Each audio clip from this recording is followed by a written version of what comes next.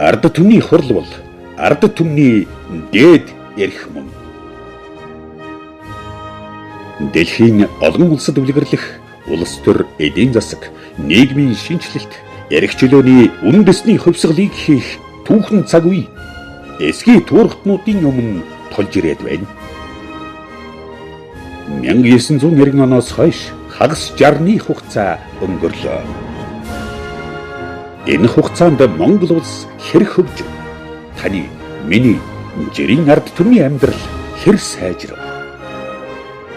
Бид анх ямар нийгмийг хүсч байсан бэ?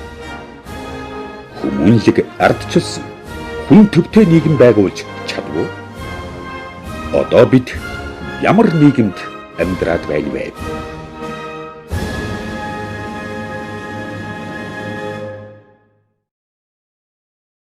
Дэлхийн нийтийн ирээдүйн чиг хандлагад нийцэх ард түмний хяналтад дор улсыг удирдах тогтолцооны хуйлтай болох, түүнд хамтын удирдлагын системийг бий болгох зорилтын хүрээнд иргэний нийгмийн байгууллагууд нь засаг төрийн байгууллагуудын үйл ажиллагаанд хяналтад тавьж удирдах, шийдвэр гаргах, хянан зохицуулах, үнэлэн дүгнэх ажиллагааг засаг төрөөс дэмжих үүрэгтэй.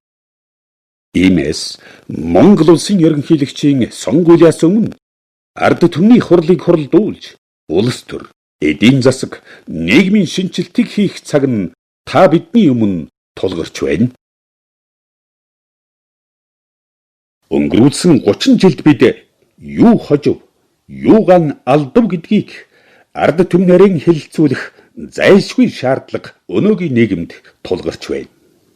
Иймээс ард түмний хурал хуралдуулах ажлыг үндсэн хуулийн хүрээнд нийгмийн эрх зүйн талаас нь тодорхойлсон дүрм, журм, дэгийн дагуу зохион байгуулах, нийгэмд шударга ёс тогтоох, төрдөөн дэмжлэг үзүүлэх нь иргэд, малчин тариаланчид, эрдэмтэн судлаач, нийгмийн зүтгэлтэн, улс төрчдийн эдвэрхтэй оролцооноос шууд хамаарна.